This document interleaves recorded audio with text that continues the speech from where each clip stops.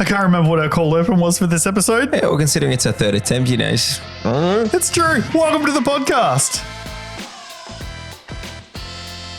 Hey everyone, welcome back to another episode of Practical Kids Ministry, our podcast where we help you to be the most amazing kids leader in the room, whether this is your first week or whether you've been doing this forever and ever. And once again, we lost our old footage, so we're refilming this one. But I feel like the last time we had to refilm content, I actually feel like the second attempt was better anyway. I feel like each attempt that we have an attempt at, we make it better. We do make it better, which is interesting because what's today's topic? Make it better. Make it better. We're forced to make today better. We are continuing our series called The 5 Foundations of Kids Ministry. We started with week 1, which was make it safe, then make it fun, make it personal. We're up to week 4, which is make it better. And it's all about this idea of constantly improving. And we're going to unpack what that looks like. But before we get into that, we want to let you know who we are. So we are Link Ministries Network. We produce kids curriculum for churches and for schools. And we give it away to churches for free because of people like you. And so we'd love you to consider supporting us. We're going to talk more about it at the end. But you can learn more about who we are and this podcast by going to lmnetwork.com.au/podcast for all of our audio listeners, for our visual listeners and watchers. It's down there somewhere, the URL as well. But hey, let's kick into the episode. We're going to keep it short and sweet to make sure we value your time. I want to start with this. This is going to be our catchphrase Tell me. for the whole episode today. This is going to be our big point. It's going to be, what's the tweak of the week? Love it. And so we're going to unpack that thought in a practical way that helps you. And so we're going to break this up into 3 parts. I want to do, how do we make it better for the kids? How do we make it better for the team? How do we make it better for the families? We might not do it in that order. But before we dig into that, let's just talk about what make it better is. Noah, can you unpack in your context? Because you're on the front line of kids ministry right now. What does make it better mean for you when you're on the front line, you're in kids ministry on a Sunday with your team? What does it mean? Yeah, well, make it better is the concept as simply put. It's about how can you take what is already existing, because we run a Sunday ministry every Sunday. It's not like we're creating something. It already exists, and making it that 1% better. How can we increase or improve what we already provide? So within that's kids ministry, maybe it's like literally with the kids, maybe it's within the team, maybe it's a system, maybe it's a process, but whatever it is, we can just reflect continually.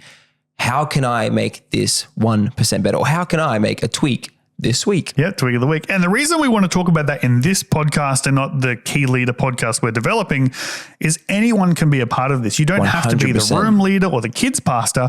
We all have eyes. And if you're one of our newer volunteers, like you're just stepping into kids ministry, your eyes are actually even more valuable to us because you're going to see things that we might have just become acclimatized to and we don't see them anymore. We're like, we can't see the forest for the trees. Absolutely. But you might step in for the first time, second time, third time as a newer leader, and you might see things that we won't see. And so we want all of you to feel empowered in this process to be like, hey, I see an opportunity to make something better. And then a caveat really quickly before we dig into the practicals is if you offer a tweak of the week, if you see something that could be made better, it's our responsibility to see that together, but it's the key leader's responsibility to determine whether we should actually implement that idea. Don't be offended. Not all tweak of the weeks or ideas actually get implemented. So don't be offended. Keep sharing what you see because we need your eyes. Absolutely. I think that's just a really important caveat of you are an incredible leader. You are incredible, especially if you're new. You are seeing things that no one else has seen. However, you are also new, which means you may not have done kids for as long as the main person. The reason the main person is the main person is because they are the main person. They have either a passion, a drive, it's their job, whatever it may be. They have the responsibility and therefore the weight of this ministry. So when they make the decision, it's okay for be like, oh, okay, that's fine. But do not stop giving tweak of the week. Don't get upset. Don't get offended. Going. Keep doing it. Absolutely. The amount of times that I go, hey, Buckle, what about this? Hey, Buckle, what about this? Hey, Buckle, what about this? And then he goes, oh, not, but this one, let's double down on this one. So it's always, it's a natural thing in all elements of culture. It'll be like, yes, no, maybe, let me think, or not yet, or in a different way. Usually one of those 5 answers. It's usually one of those 5 answers. Definitely. But real quick, this is what I want you to remember, then we'll dig into the practicals. Make it better isn't about perfection. It's about progress. It's about always moving forward one step at a time. So let's start about what does it mean to make it better for the kids so we're in the room. So let's start by talking about the practical environment. Little things like you walk into a room and you see a broken toy. And let's say there's a broken toy. We might have totally missed it because we are running the room. We don't get the opportunity to see individual things. Might have a sharp edge or there's an opportunity to fix something. If we don't know we can't fix it. Case in point, we had a Nintendo Switch at one of our campuses. Love it. And one of the Switch controllers was getting that Joy-Con drift. Yep. Now, we didn't know. The kids didn't tell us. They just put up with it and played with it. Then we had a new leader step in who was a gamer, jumped in with the boys, started playing Mario Kart. Then he came to us in the debrief at the end of the session. He's like, hey, guys, I don't know if you know, but the Switch controller is actually not working. Can we get a new one? I'm like, yeah, absolutely. $100. I personally just stepped in and bought it because someone told me, because someone saw, hey, here's a one little thing we can do to make it better. The kids didn't care. They got to play Mario Kart on a Sunday anyway, but it still made a difference in that moment. What other things could we practically do that we can have eyes for to make it better? Yeah, well, if we're staying on environment, like we're big, as you know, big advocates of masking tape in this ministry. So masking taping where kids can go to rather than where kids can avoid. That's an easy way that we can go, oh, that's one way that I can ensure that all the kids are sitting in an area. Like for us, we have computers because we're a bump in, bump out location on the sides on all the walls. So we do a meter in a masking tape square. So that means kids won't be touching anywhere close to the thing, close to the laptops. Like that's just an easy, simple masking tape win. Some even little things within kids ministry where we can talk to the kids themselves about, hey, how can we make the run sheet better? How can we make the way the service runs to make sure that the kids do well? Maybe it's a transition. Maybe you recognize. Let's look at transitions. That's a good one. For you haven't noticed that at Link Ministries, we've got these awesome resources that help transition or help set the tone for the environment you're trying to create. If it's game time, get the kids to be a bit fun, a bit rowdy. Like they can actually enjoy themselves more, be a bit more. How do you make game time better? Play some pumping music. Yep, 100%. One little thing. Let's play some fun music to set the atmosphere of the room. Yep. However, in ministry time, or if you're wanting to, have a real important and a tangible moment talking about Jesus, you're not wanting necessarily the pumping music. You're wanting to have a bit more of a ministry moment, which again, there are resources that we have that we provide that you could use that. Maybe that's the one thing that you can do to make it better is just play the music in the background so it makes kids feel like, oh, okay, I understand the environment that we're now in is more of a quiet time moment. You look at like welcome, for example, as a leader in the room. How do I make the welcome experience better for a kid, right? It could be as simple as saying, hey, we know that today we've had a heap of young guys come and some of them it's their first time. How do I make this moment better for them? And it's thinking outside of the box, and maybe it's creating a handball tournament, or maybe you've got a heap of girls coming and you know that you're running out of colorings. Making it better might be like, oh, we've run out too bad. Or as a volunteer in the room, going to your kids leader and saying, hey, I've only been on a few weeks, but I think we're out of colorings. Where do I find more? Like having the proactive eyes to think, okay, something's happening that I have the ability to improve or make better. Even little things like picking up a little bit of rubbish. Like, I don't know about you, we would have a drink station. It was like a water bubbler and cups. And it just so often would just get trashed because kids don't care. They don't put their cup in the bin. They just throw it. And so our leaders would think, okay, if a new family were to walk in and see this mess, what does that portray our church to that person? And like, we didn't ask our leaders to do this. They just started coming up with a system where if instead of it just being a bin, they would actually like masking tape a few dirty cups together and make cup stacks. But they would like a girl stack and a boy stack. And it was like, okay, which stack is higher at the end of the day? So good. Now, obviously that meant that kids would use more cups, which was annoying, but guess what? There were no cups on the ground. They were all in the girl stack and the boy stack because the leader just thought out of the box. Oh, we've got a mess. We're constantly picking up. How do I just make this 1% better? Hey, let's turn tidying up into a game. Like such simple things. It's beautiful. I think the funny thing with this like level 4, I guess, as we work through this series is the practical steps. There are practical examples that we can give, but the practical element, if I put an air quotation marks, if you're listening on audio, is it's about being proactive. It's about being having intentional eyes of actually going, okay, what can be done in this space to make it better? So that's perfect. A leader just had the proactive eyes to go, I'm going to make this into a little game, and it means the cups will not be cleaned up. It's about having proactive eyes for safety. It's about proactive eyes to how can I make this a little bit more fun? How can I make this a little bit more personal? Like this step feeds into the first 3 and the 5th one so beautifully because it's just how can I proactively see that I can make this a tiny bit better. And that's actually why it's in this order, because we did make it safe, make it fun, make it personal. And you've just hit on this. Now we're saying, all right, these 3 things are pillars of our kids ministry. How do I improve those 3 pillars? And so we want, we're giving ideas and tips to sort of give you the idea of what we're thinking, but we can't tell you how to make it better because your room is your context. Only you will figure that out. We just want to teach you to have the eyes and have the permission when you walk into your room.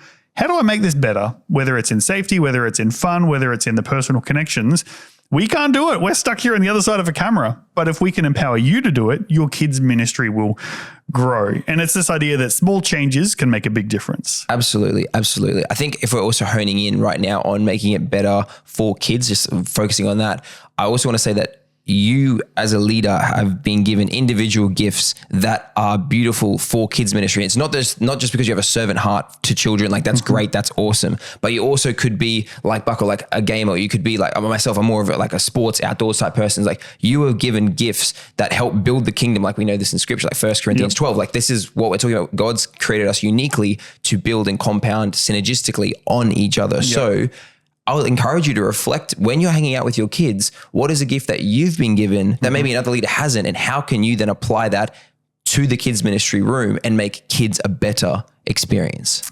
That's such a good point. Like, I don't even know if anyone knows this word. Is it macrame? Hey all, Future Buckle here. The word is actually quilling, not macrame. Quilling. It's paper twirling. All right, back to the podcast. No, Paper not craft. Me. So it's like we had one leader who was she was an older lady, like she would have been probably, I say old, I'm in 40s now, so I'm old also.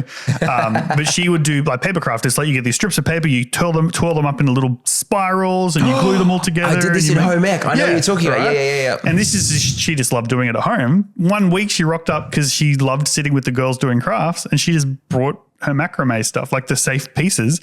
And all the girls went home with these like really intense, amazing crafts. And it was a highlight. And we didn't ask her to come and do that. She was like, I have this ability, this talent. I wonder if I could find a way to help make kids ministry better using what God's gifted me at doing. So definitely. I love that you've hit that. So think about it. Like this week, what are you good at that you could bring to Sunday to help kids have a great Sunday experience by making it better because of you? Definitely. So the last thing, just doubling down on that is like the lesson plans that you receive, especially for the primary one, that's written by me. I provide 2 examples in your small group time. Yep. It's a game-based example and an activity-based example. So there's like one that's a bit more running around, that one's a bit more quiet. They are just my ideas that I've come up with to be like, hey, I feel like I would probably do the game one, and I feel like the leader that I serve with would probably do the activity one. However, feel free to interpret, especially in your small group time. You know your kids, you know you know your gifts. If you can merge the Bible story, that is going to be so much more enriching experience for everyone involved. And I know for myself, I feel so much more autonomously and intrinsically motivated to make sure I'm like, yes, these kids are going to love this because it's something that I'm passionate about, that I am getting to share with them. I have a leader who loves Lego, like Lego from the left to the right, to the top to the bottom, like all over his room. It's crazy. So each week he does Lego. That's his thing. He goes Lego Bible story. How can we make the Bible story in Lego? And he takes his younger boys and they all do it together every single week. And they love it because he's passionate about it. So then they pick up the passion that he has. They do it together, and he's made his small group experience better. I love this. This is like one of my favorite topics because now that you've learned the 3 fundamental pillars of like safe, fun, personal, now it's up to you. You're now released because like only you know your kids, like you mentioned. And I love the saying is like, do for the one that you wish you could do for the many. Like you maybe can't do a Lego thing for a room of 50 kids, but you could do it for your 8, the 8 kids in your small group. Absolutely. A Bible quiz, you may not be able to run it for the whole room, but maybe you run it for your 8 girls, get them in, bring some no sugar lollies if it's safe or whatever you're allowed to do in your room. Feel free to dream. Is essentially what we're saying. And let's actually merge these 2 topics. Let's look at also better for the families. Yep. The reason why this impacts the whole family experience, not just the kids' experience, so moving into why make it better for families is, for me as a parent, if I know that A, my kids are safe, but B, they're in an environment where someone like you is putting in the effort and the emotional buy-in to give my kids a home experience. Like we care about you enough, not to just status quo, but to come with some macrame or to come with something extra and special to make your kid feel valued. You're actually valuing the parent and showing them, oh, this is home. This is what family does. But B, you're also releasing parents who might have kids that are nervous to be in the room to then go and have their worship experience and their faith experience in church because they're not worried about their kid. And we've had so many parents used to come to our church and they were like, we came here because our kids love it. Like we would always be stuck out in the parent room with our kids. We never got to listen to the preach or worship for ourselves. But now we come and we're not just dumping our kids. They're having a God moment. because of you guys. So we're able to have our God moment as the parents. Yeah. And now they're yours forever, these families, because they understand you're not running childminding. You actually value their kids. Yeah. And when we make it better in general, there's a greater likelihood, linking back to make it personal, about how it makes it a better experience for the kid. Therefore, there's more likely to be a memory hook, which means there's more likely for them to just have this positive snowballing effect of the kids coming to, oh my goodness, I did this in kids' church and it was so much fun. And then next week it snowballs and snowballs. So even though we're making it 1% better, there's a beautiful stat where it's like I'm a big math guy. So 1 to the power of 365. So 1 times 1 times 1 times 1, 365 times is 1. But 1.01, so 1% better to the power of 365. Yeah, sorry, I'm butchering this. I'm going to have to put some graphics on the screen for all the visual listeners. 1.01 to the power of 365 is 37.7. So it's 37 times better. Let me try and wrap it up into a non-math way for all of us normies. What you do on a Sunday already exists, but doing that 1% over and over and over again has compounding impact. 100%. So you might think, I only did this one thing and we've only made this one tiny change. But then when you make another change and another make it better and another make it better, that over time is what do they reckon? It's like it's like the joke. It's like one of the wonders of the world is compounding interest. Yep. Like you are building equity in your kids' ministry by those tiny 1% every week. Yep. And so as a team, just moving into this third point, making it better for your team, what are some of the things that you could do as a team now to make yourselves feel like you're serving better? Like we're in better relationship as a family. We're achieving more of what we believe is the win on a Sunday. It's things like not just standing at the back of the room, but it's like, all right, what if I go in and sit with the kids? And we're going to talk about this topic in 2 weeks' time. We're actually going to do two weeks that just looks at, what do I do in the room? It's my first time. Yep. Where do I start? But it'll also help existing leaders. But we were at a conference recently and we had this group of rowdy boys and you were like, how do I make this better? They're not really focusing. Hey, I'm going to go in as the leader. And you went in, you were like moshing with them. You built a relationship with them. You sat with them and you made their experience better. But here's what you also did. You made it easier for the leaders in the room to be able to, like when I was on stage preaching, I didn't have to worry about behavior management. I was able to focus on preaching Jesus because you made it better for me. Yep. And the idea for me and make it better as a team is let's make it better in a relationship. We talked about last week, doing barbecues together, having lunch, texting each other. We talked about that and make it personal. But the reason make it better matters for the team is when we all do our little bit to make it better, we actually make it easier for each other to be effective. Absolutely. We used to do a thing where for our leaders, it was scatter, no chatter. Yep. In other words, don't hide at the back of the room and talk to each other while we're serving. Do that pre and post. Get in with the kids. Like we would always position kids down the front on the ground with the kids at the front to make sure whoever was on stage never had to do behavior management from stage. They could focus on preaching Jesus and the leaders on the floor would be like, hey, pay attention. Yeah. That was just something that was a simple make it better. Definitely. I think adding on to that, which is now linking back to our original big point, which is the tweak of the week. Yeah, let's smash that. Like having a culture of feedback and with feedback is awesome. It's not just about noticing what could be better, but it's also sharing. I know that there are some people, this is not me, I'm a huge talker, so I'm not necessarily one of these people, but who notice something, but they're like, oh, I'm not sure, maybe someone else has noticed this. It's like, no, say it. Like, say it anyway. I'll say it if something hasn't changed. I'll just talk for no reason. So it's about noticing the thing that you could change and then sharing it, like having a culture of feedback. Maybe it's after the service, doing debrief. Like debrief is a big thing for us at our church. Sometimes we have a rowdy service and it's just like while we're cleaning up, setting up for the next service that's going to happen after us, myself and our team that serve together, we just go, hey, how'd you feel that went? What did you think went well? Is there something that we could maybe do next week that could provide a better opportunity to share Jesus, or is there a better opportunity for make the kids have more fun or build connections with each other or build connections to ourselves? What could we do? So having a culture of feedback, which therefore leads into being able to share a tweak of the week, just allows for everyone to grow together and make it better together. And that's this week's challenge for you while we come towards the end of the episode.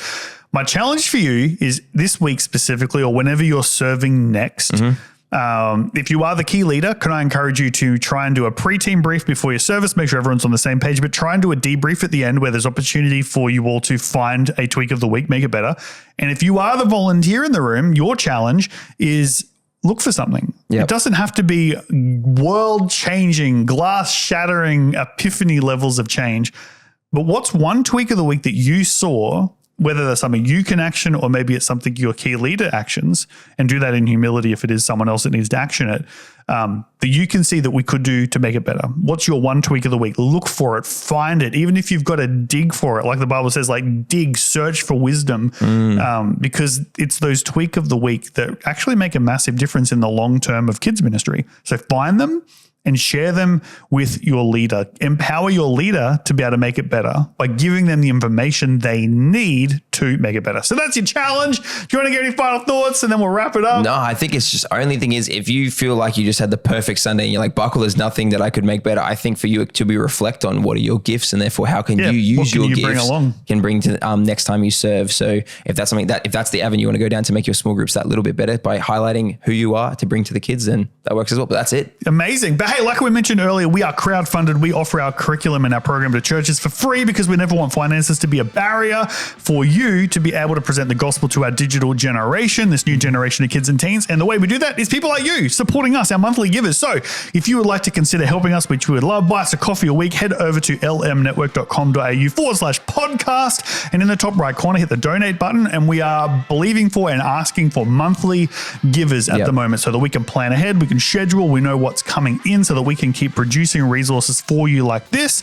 And so if you're an individual, $5, $10, $20 a month, whatever you can do, whatever is in the wheelhouse of what you're able to, or if you're a business and you can do more, we'd love you to consider. Also, if you're watching this as a team, head over to the YouTube channel, which is on that LM Network webpage. You can see a button that says YouTube. Subscribe, help us get the algorithm, get the views up, because the more people that see it, the more YouTube will tell people about it.